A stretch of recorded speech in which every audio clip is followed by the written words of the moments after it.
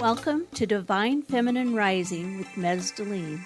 I'm Nez Delene, and my intention with this podcast is to entertain, educate, and illuminate as I share the power and magic of the Divine Feminine.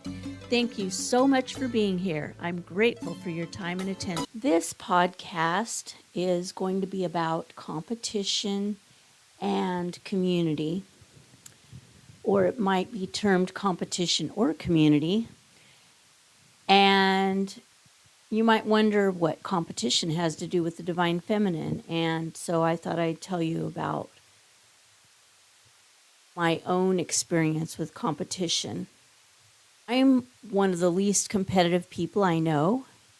I hate competition. I hate competing against other people and those kind of things. I believe that there's a place for us all.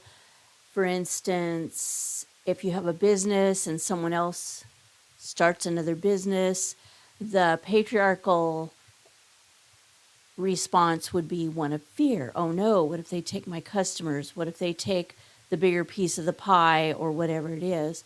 And the Divine Feminine response is there's room for all of us. And where I used to live in a very small town, there was a coffee shop. And it was down by the freeway. And then Dutch Brothers opened a coffee shop right next to them in the same lot. And for those of you who don't know, this Dutch Brothers is Oregon's version of Starbucks. So it's big. It's a big chain, and it's spreading all over the country. So people were, oh no, that's going to put the little coffee shop out of business. It did not put them out of business. And in fact, it's years later, and both coffee shops are thriving. And I would guarantee that the reason for that is because that first coffee shop had created community.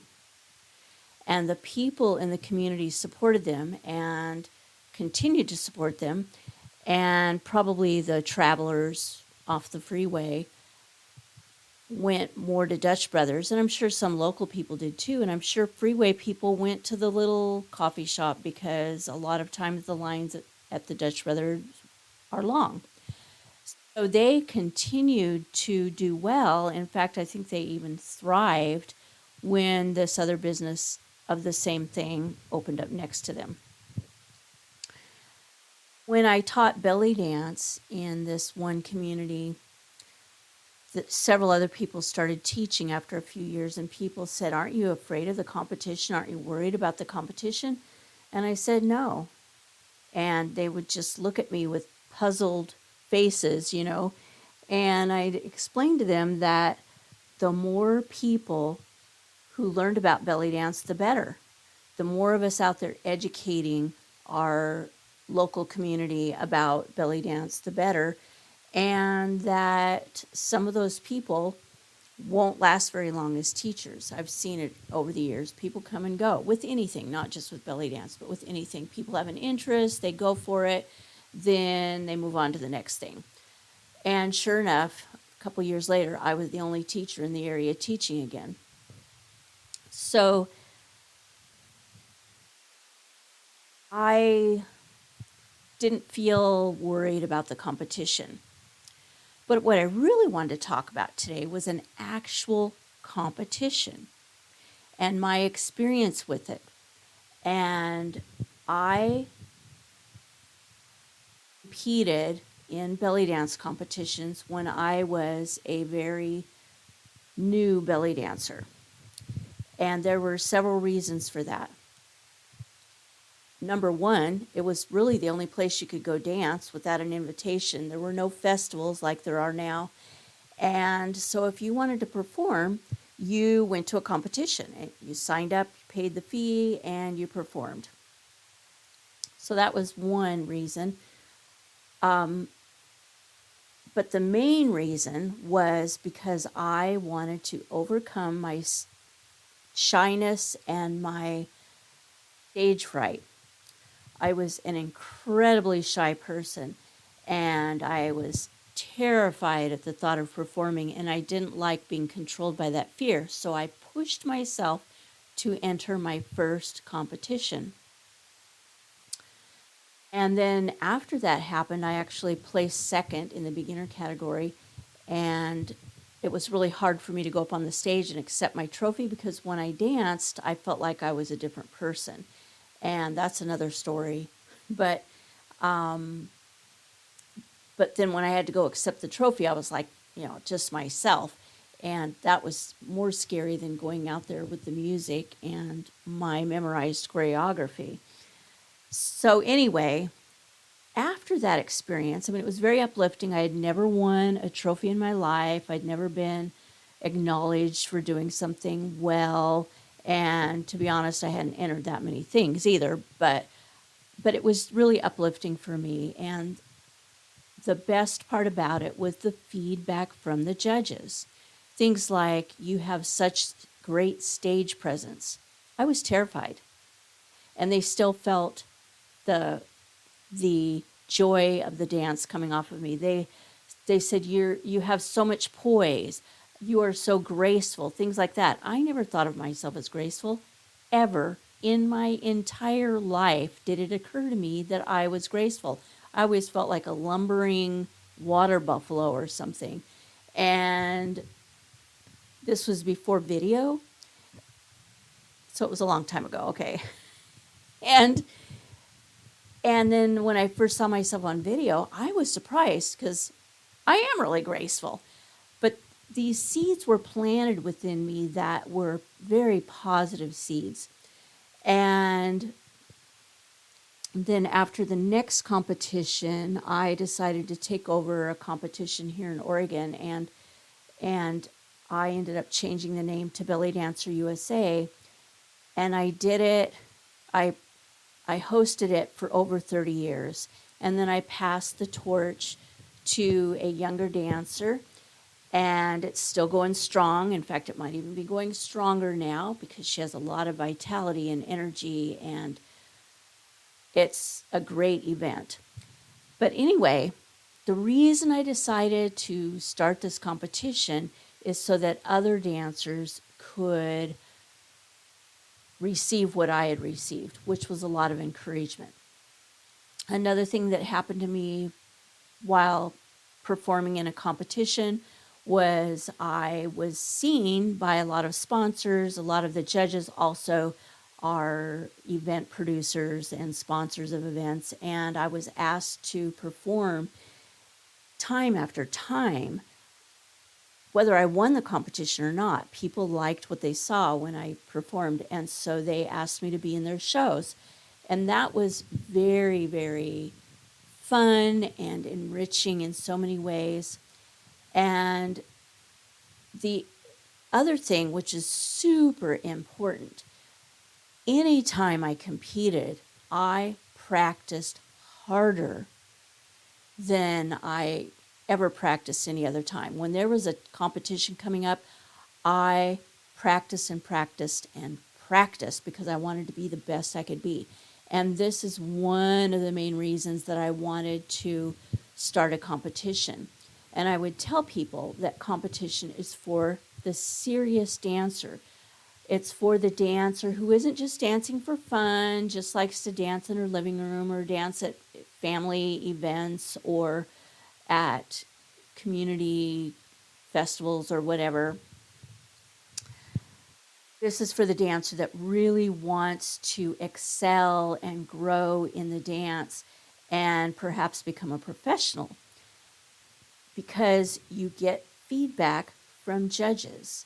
And in my competition, I stressed that the judges give positive feedback and tell the dancers what they were doing correctly, so I have a space where they can give comments, and also give them constructive feedback, such as you might want to work on your hands and arms and make them more fluid or something like that. It needed also to be positive. And so I didn't allow negative things. I took my students early on to a competition, and there were things like, watch your facial expressions. It looks like you're sucking flies, and just rude, unnecessarily mean ways of saying criticism, which I just never allowed. And another way of saying that would be, maybe look at photographs and see, pay attention to your facial expressions, or I'd love to see your beautiful smile more when you perform, something like that, right? And so receiving the feedback from judges who are professionals in the art form. I didn't ask the local mayor to be a judge, or the local restaurant owner or whatever, like I saw in some competitions. Every one of my judges was an expert in the field. So they asked me, well, how can you judge belly dancing? Because it's such a creative art form, right? Well, you judge the poise and the stage presence and the ability to follow through on a movement. It doesn't matter the style or the choreography, it matters like how the music is expressed and a bunch of other things. So it's just something that a serious dancer, or if you're in any field, whether you're an artist or a musician, it's important, if you are serious about your art form and perhaps want to make a living with your art form, with your creativity, it's important to get feedback. And what better place to get feedback than from experts in the field? So that's why I did the competition for so many years and why it continues on. And I would counsel my own students, I would encourage them to compete so that they would better their dance, they would learn to hone their skills, get feedback from other people besides me, because no matter how much I would tell someone they were doing a great job, they just thought, well, I love them, and so of course I'm going to be supportive of them and give them compliments, right? But then they'd go and compete, and the judge would say things like, you have the most beautiful hands and arms. I can tell that you have studied and practiced hard, and you have the ability to go places, or something like that, right? And they come to me with their score. She's like, look at what this judge said, blah blah blah, and I'm thinking that's exactly what I said. Sometimes even the same words, sometimes different words to say the same thing, but sometimes even the same words. And I would just laugh on the inside, and on the outside I'd say, that is fabulous. That is fabulous. And so it's a huge growth experience when you enter a competition, but it's also about community, at least for me. Not all competitions in my field, I have to say, but my competition was about community. I had so many emails and responses after the fact thanking me for creating a competition that fostered sisterhood. So, examples of that are, a dancer would be in the dressing room with other dancers that were going to be in her category, people that she was competing against, technically.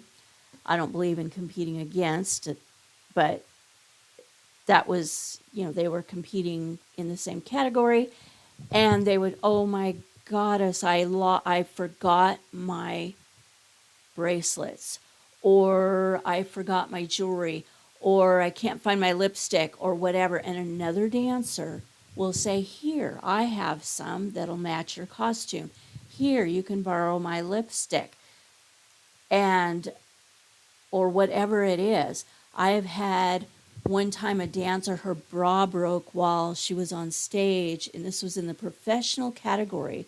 So these women are super serious about this competition.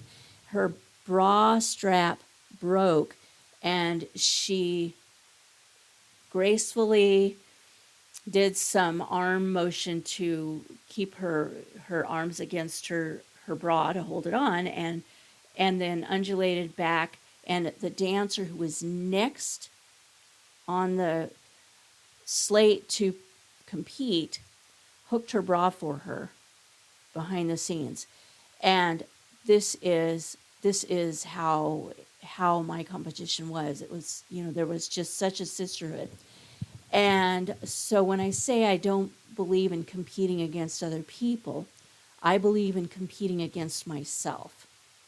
And so when I coach dancers who want to compete, I tell them that it's important to leave the ego out of it. If you're going to compete because you want that trophy, then you probably shouldn't compete.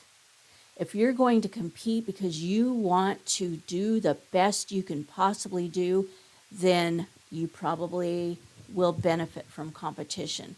But I've seen dancers who compete just for the trophy. It's their ego. They think they're the best. They think they deserve it. And then they have a meltdown when they don't get it. That is not competition material, right? And then I had a dancer one time. She didn't win, and she said, I did not practice enough. I knew I didn't practice enough. That is someone who is competing for themselves, just for themselves only. And it's not about the trophy in other ways. For instance, I can't tell you how many times I got performance opportunities. I got to dance for the most famous Middle Eastern singer in the United States, perhaps anywhere. His name was George Abdo, and I got to dance on the stage with him singing for me in Seattle, which was a huge deal. I didn't win the competition, but somebody saw me perform. The person who was sponsoring George Abdo from New York to Seattle asked me to dance in the show.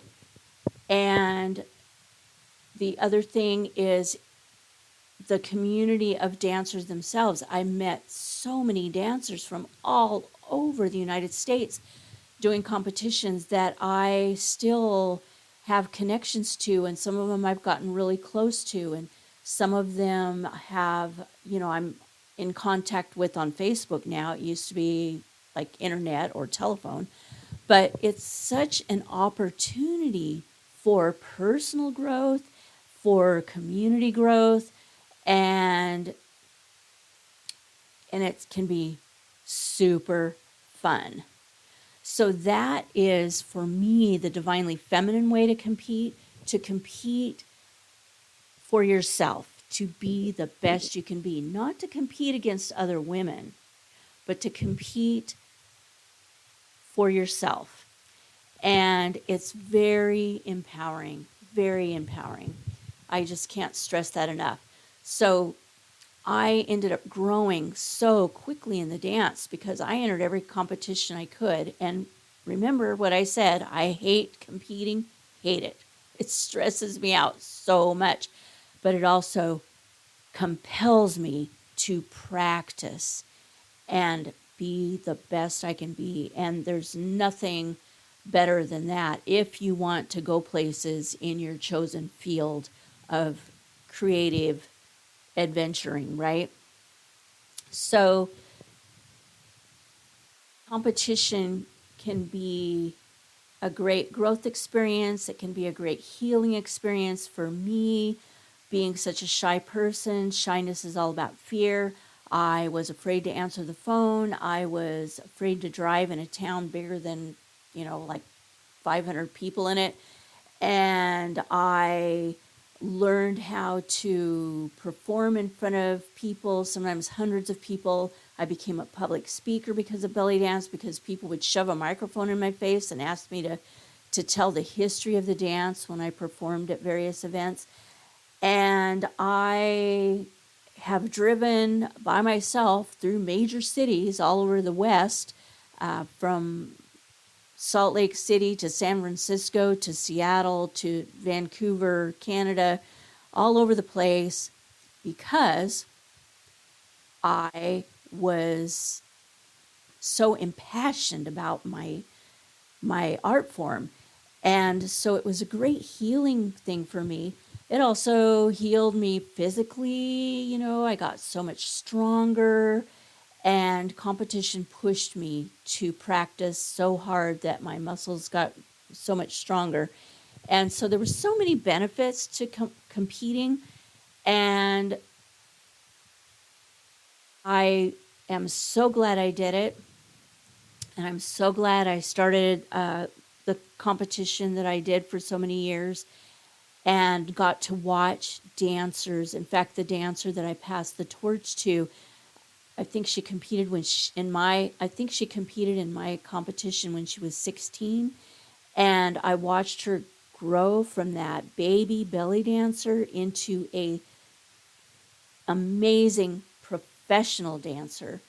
And it was just such a blessing to me. And I've seen other dancers too. I got to watch them grow over the years. They'd enter the beginner, then the intermediate, then the professional category, or they might enter a different category, the seven veils or whatever. And I would just see them go from that shy person like I used to be and blossom into this powerful, divinely feminine woman, and just take the world by the hand and go places. It's very exciting. It's very exciting. And it's not about ego, it's about heart. It's about doing something that you love so much that you want to be as good as you can be at doing this amazing thing. And so that's what it's about. It's the heart. It's the soul for me. Belly dance is heart and soul. And also, it's just been, like I said, a powerful healing tool in my life and in the lives of others that I've taught and got to witness over the years. So ask yourself, when it comes to any kind of competition, am I coming from ego or am I coming from my heart?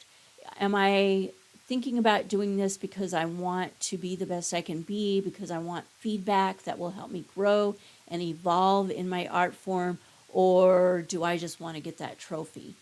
Because if you just want the trophy, I'm telling you what, even if you win it, you are not going to be enriched in the way that you would be if you came from the heart and also won that trophy.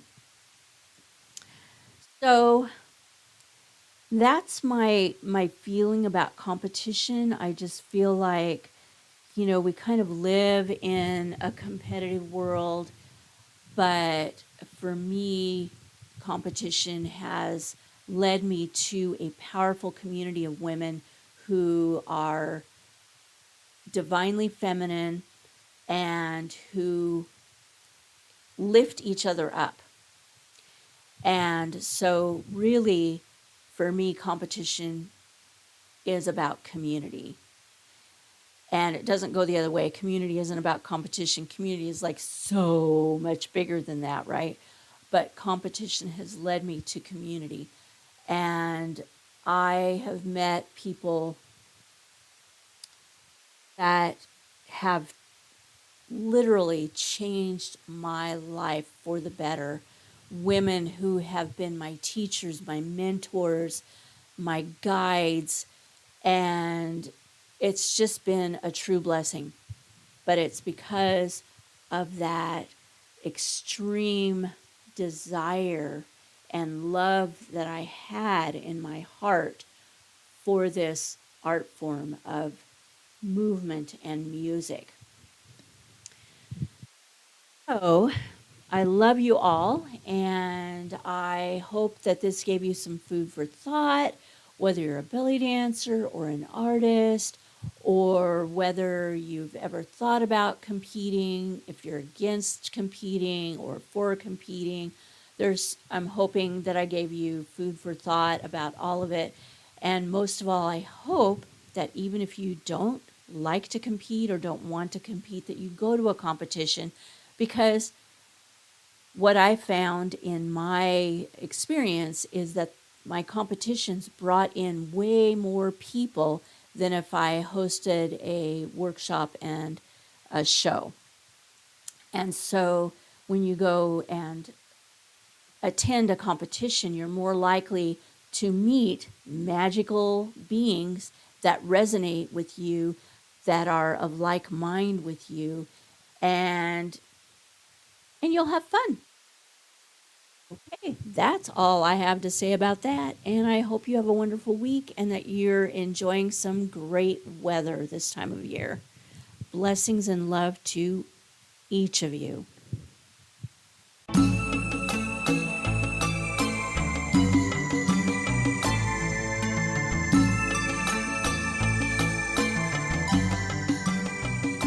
Thank you for joining me today. My mission is to help bring back the balance of the divine feminine to spirituality. Please share my podcast with anyone who might be interested in the divine feminine and personal empowerment. And if you'd like to connect with me further, feel free to reach out. You can find me at nezdelene.com, Divine Feminine Rising with nezdelene.com, Nez Delene Bliss, or Nez Delene on Facebook, TikTok, and Instagram. And also, please join my mailing list if you'd like to receive my newsletter. Allow the light of your love to shine. Be the change. Lead the way. And always remember, your light of love is a needed gift to the world that only you can give. Music on the show is by the wonderful Desert Wind, my favorite multicultural group known for their peace concerts.